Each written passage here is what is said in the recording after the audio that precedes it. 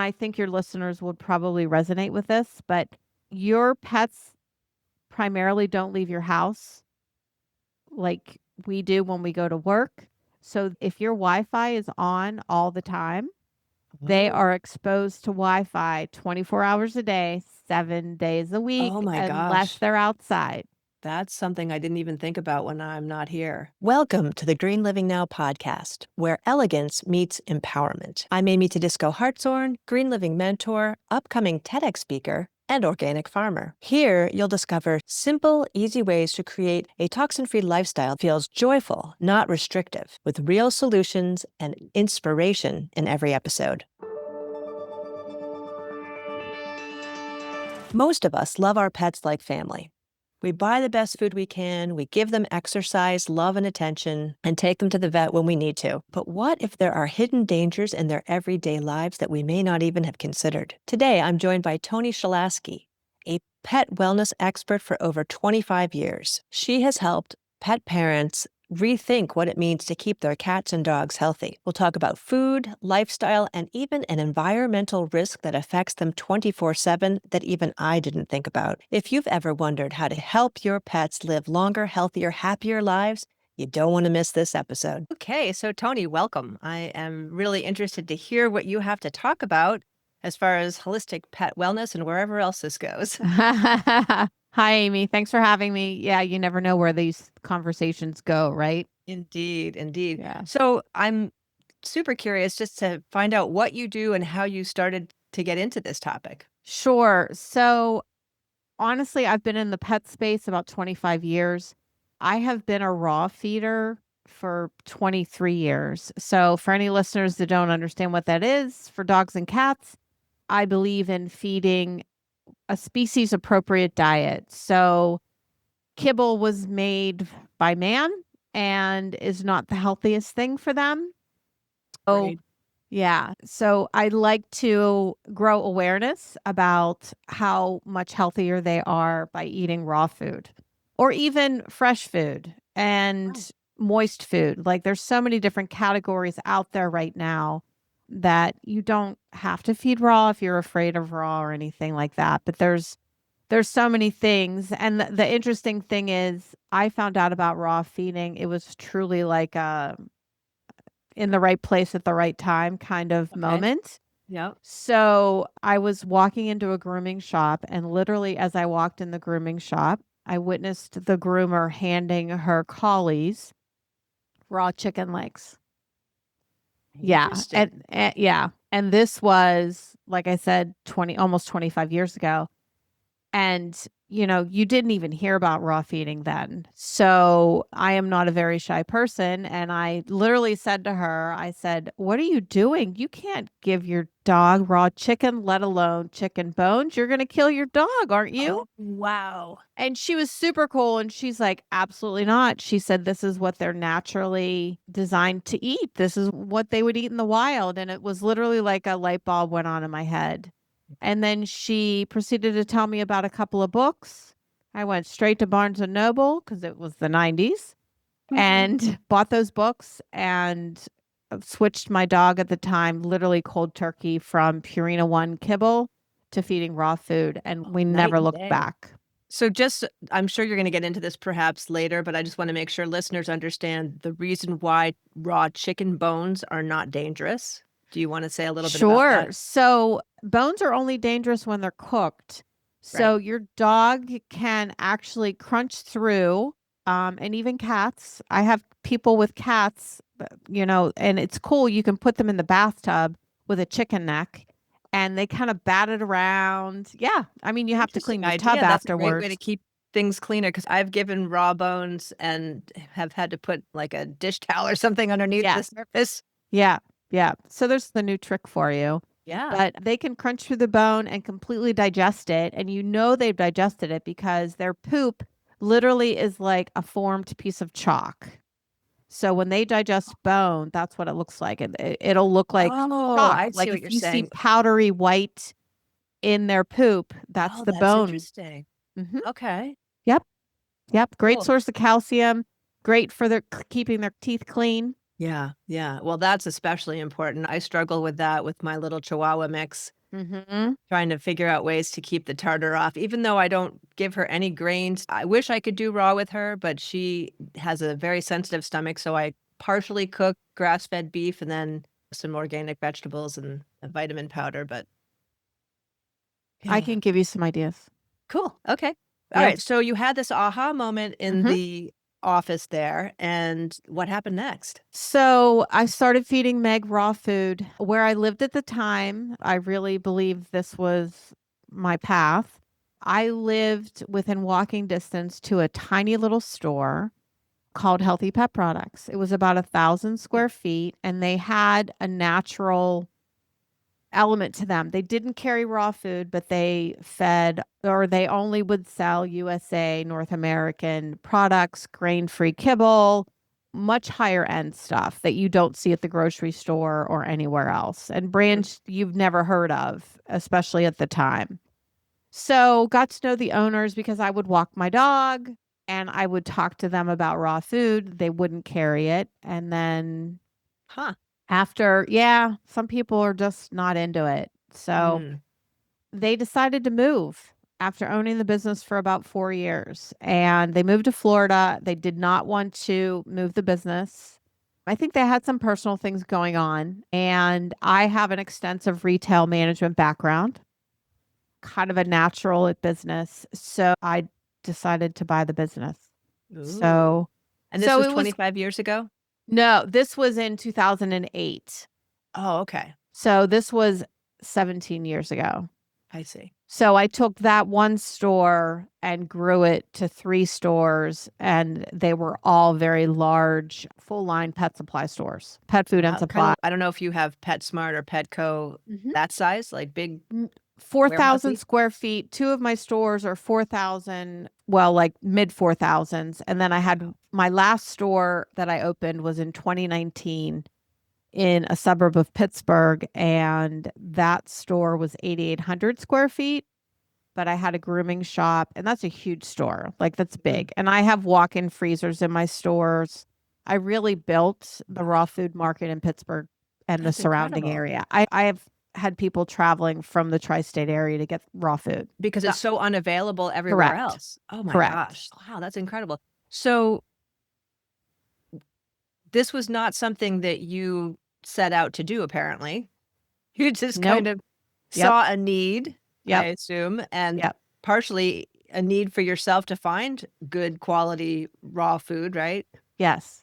Wow, okay. So tell audience members, if you would, especially if they're not familiar with raw, why you feel that that's such a good diet and what kinds of things have you noticed when dogs have been, or cats too, have Hmm. been switched from The obviously the kibble to raw is going to be a huge transition, but even like, you know, a homemade hmm food to a raw. hmm So the benefits honestly are endless. They do have cleaner teeth, fresher breath. Okay. Their poop doesn't really stink. I mean, it stinks, of course, but Yeah. not bad. And And it's actually, isn't it also a smaller. narrower poop? They don't poop as much? Nope, they don't Yeah. poop as much Yeah. because the kibble and even some of the home cooking, if you're adding in potatoes and rice and things like that. Right. I mean, in kibble, you have to have a starch because that starch is your binder to create that crunch.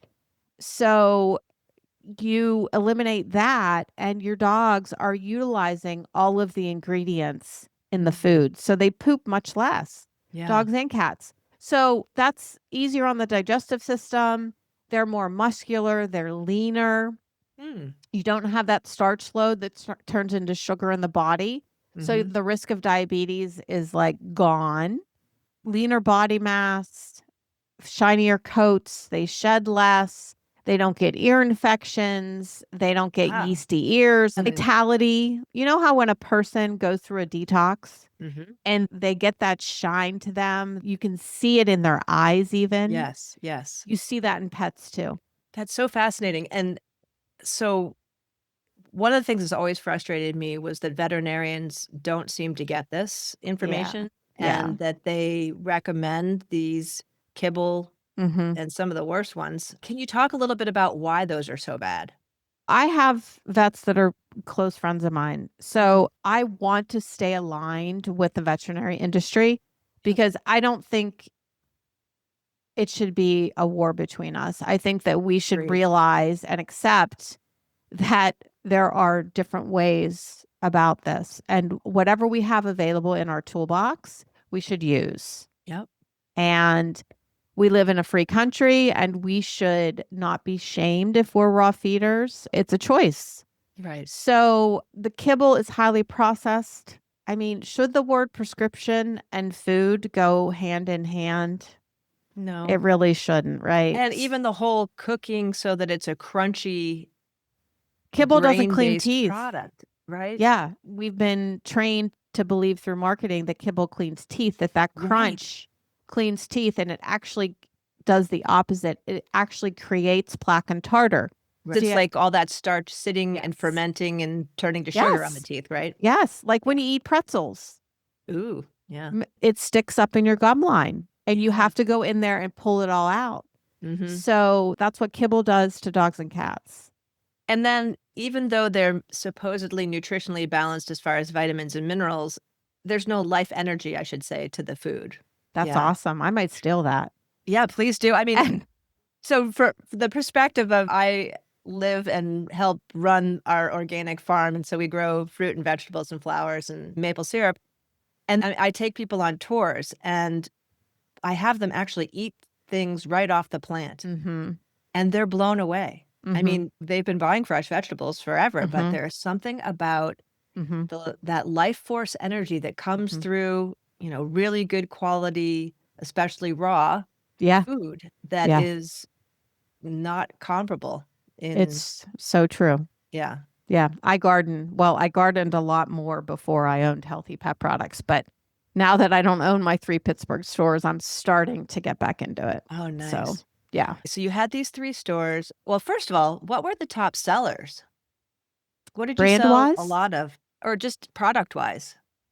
Is it so all food, or did you have other things too? the full pet supply store, Okay. so crates and collars and Oh, leashes okay. and harness, everything. It was a one-stop shop, like walking into Yeah. a PetSmart or Petco. Yeah, yeah. But the focus was on the freezers. I had a very large, what I call medicine cabinet, which is all supplements, Oh, carefully, thoughtfully chosen. nice. I can tell you the freeze dried food category is exploding. That right. Okay, I was gonna ask you about freeze-dried. Yeah. So is gently cooked, exploding. Why do you think that is? Huh. Well, I think for freeze dried, because people can still scoop Ah, and you can take it everywhere. and you can take it everywhere. We're so systematic. We're so like habitual that Creatures of habit. creatures of habit. And the interesting thing to know is the freeze dried food is the most expensive category. And I would tell people that on the sales floor, and they're like, well, my dog likes it or my Yeah. cat likes it. Okay. All right.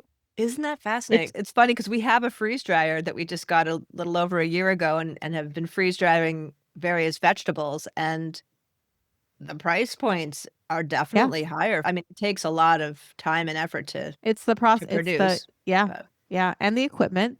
yes. So, Oh, yeah, the equipment yeah, is not cheap. yeah. And then the gently cooked category, from a psychological standpoint, I would have to say people probably feel good about feeding cooked food and they don't Yeah. want to do it themselves. Right. And they're afraid to feed raw. There's a lot of people Yeah. afraid to feed raw. Yeah. So Interesting. So, what would you say were the biggest lessons that you learned having these stores? I would say one of the biggest lessons I learned without going into the running of the business, Yeah. I could recognize, but I think this is also kind of a skill of mine. I can recognize whether I can have that frank conversation with a customer or I can't.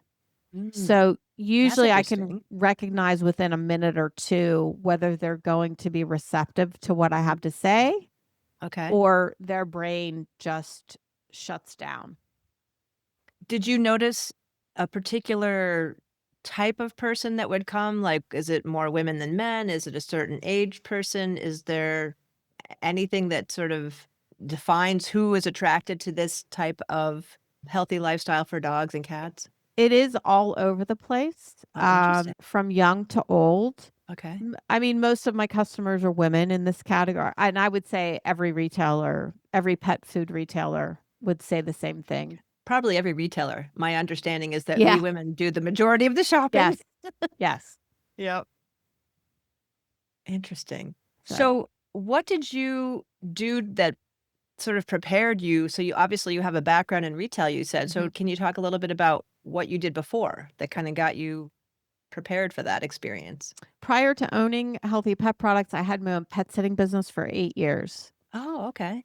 Yeah. So I walked dogs, took care of cats. I did pet sitting as well. I didn't stay over at people's houses, but I did that whole thing, 3 visits a day kind of thing. And I really learned a lot about pets just from observing them. I saw a lot of overweight pets in really happy, healthy households. So I saw a disconnect there, diabetic, cancer. There are so many autoimmune diseases that are exploding. And I saw this in all of my pet sitting clients. Mm. And I knew, like, even weepy eyes, even if your dog or cat doesn't have an ear infection and they get that brown wax, it's not normal. Mm-hmm. Throwing up is not normal. So I Right. saw all these things in my customers' pets that I knew with diet change and some supplementation could go away completely. Right. So when healthy pet products came across my radar, I talked to my dad because my dad's, my guy, and he was very gifted in business. And prior to my pet sitting business, my management experience was with the Limited Corporation and Aeropostale and Ann Taylor Oh, and wow. our Okay. local. Clothing retailers. Yeah. So I learned a lot by working for those big corporations. And I don't regret it. I worked my butt off and I'm glad I did Right. because I learned a lot. And I think those two things together, helped me really grow healthy pet products to what it was. Yeah. And I ran that for 16 years and then sold it to another independent pet store that's Oh, local here nice. in Pittsburgh. And Oh, they're that's 15 great. years younger than me. Oh, wow. Wow. They must be really young because you look No. pretty young. Well, thank you. I know before we spoke, I'd read that you're into holistic wellness for hmm animals. So, how would you define that? I define it as your pets are always communicating with you, and people don't realize that. Mm-hmm. And they get into this, my dog didn't eat. My dog didn't eat. Oh my God, my dog didn't eat. I'm going to put Parmesan cheese on my dog's food so my dog eats because my dog has to eat 2 times a day. And da, da. I guess holistically speaking, I just want people to slow down, take a minute, and it's okay if your dog or cat decides to skip a meal. It's Mm. okay. They would never be served 2 meals a day In the wild, in right? the wild in a bowl. Oh, that's true too. I don't even feed in bowls, which is a whole other episode. Yeah. Do you So, use one of those circular things that have all the like a maze? No, because that's even more unnatural. But I'm not that's totally probably true. against those either. Yeah. Only in the case of, dogs in Very particular that eat too fast. correct. Yeah. Correct. I guess don't believe everything, question everything. Yeah. So, That's good advice for and everything, it's really. for For everything. life. Question me. I'm not, Right.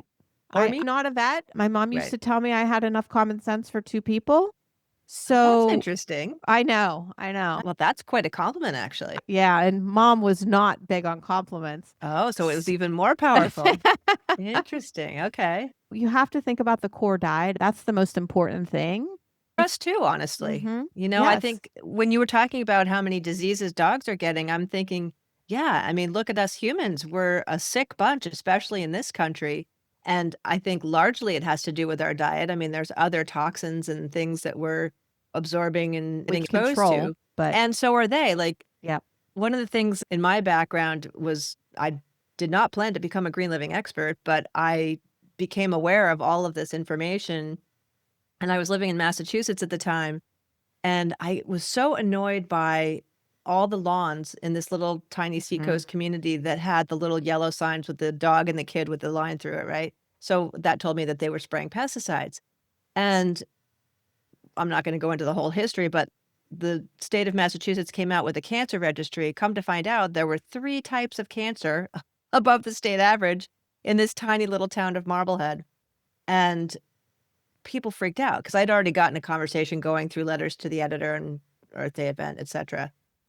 And the biggest thing that we could identify was the pesticides. Mm. And one of the things that started to become known was that dogs and cats' Mhm. rates of cancer were also increasing. Mhm. And so I thought that that was very powerful, and it just links to whatever we're exposed to, especially if we're even feeding our dogs our own food. If we're eating terrible food and we're giving Mhm. dogs, Cheez-Its or whatever, Yep. that's gonna have an impact and probably is gonna make them overweight, among other things. Yeah. So, do you go beyond the diet part of it? Do you get into, like, homeopathic remedies or herbs or supplements and things like that? Yeah, I know a lot about supplements. Homeopathy is not my thing, Okay.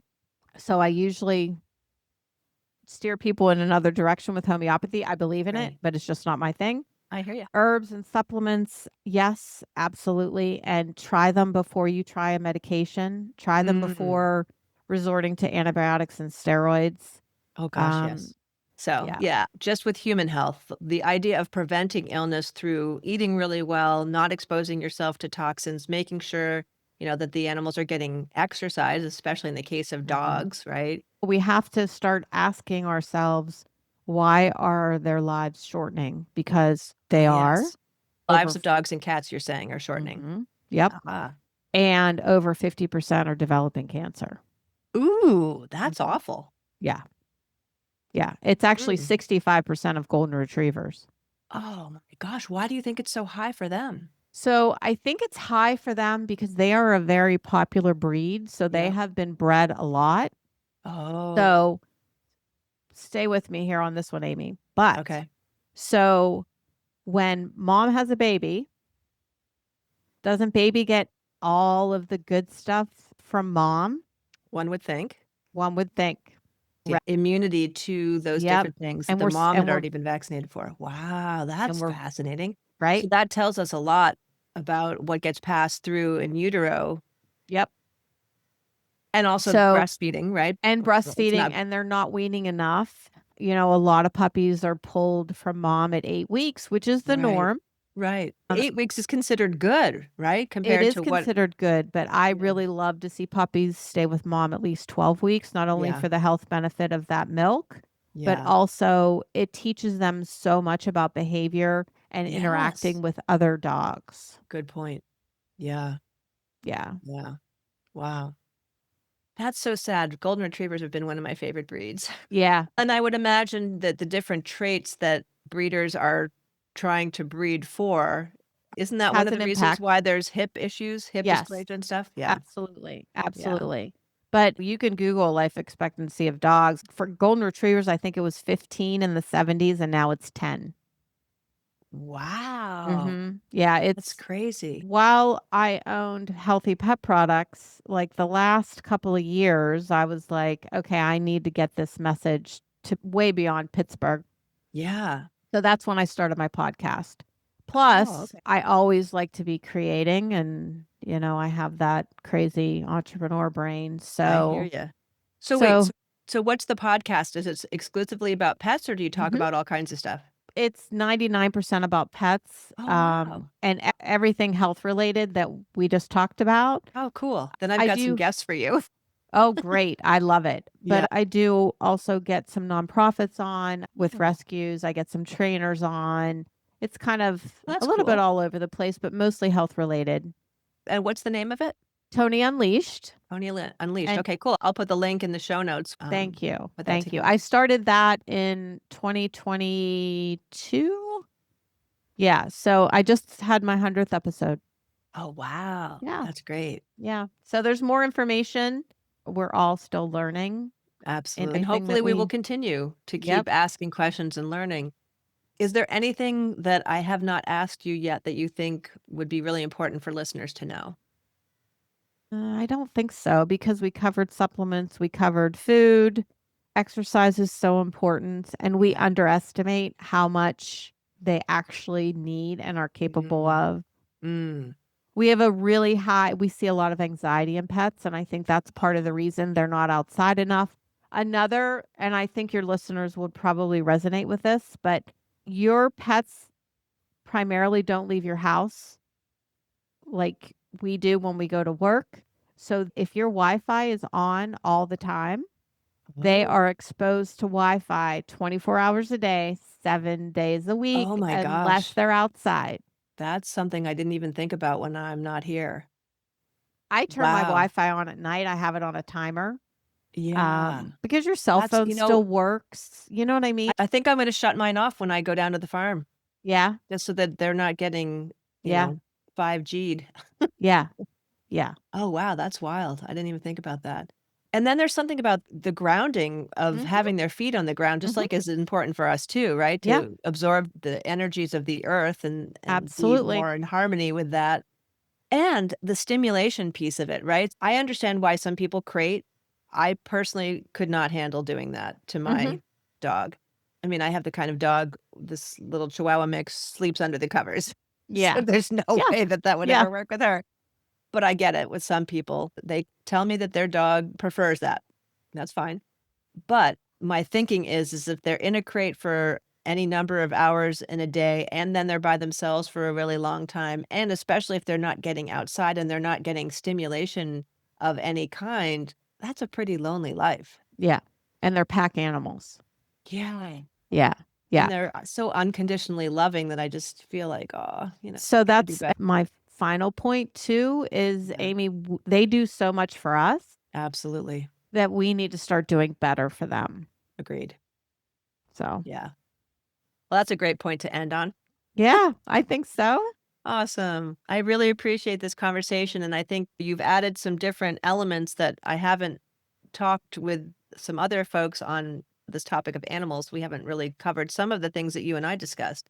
So thank you for that. You're And welcome. before we wrap up, if you want to go beyond quick fixes and fad diets, I want to invite you to something truly different. My 12-week clean eating mastery program with 12 live group calls isn't about cutting calories or giving up the foods that you love. It's about uncovering and removing the hidden toxins in your food, your kitchen, and your home so you can feel healthier, clearer, and more energized every day. Right now, I'm opening the doors at a special founding member price. It's a huge discount. If you've been waiting for the right moment to make real change, this is it. Just head over to greenlivingnow.com and I'll post the link in the show notes.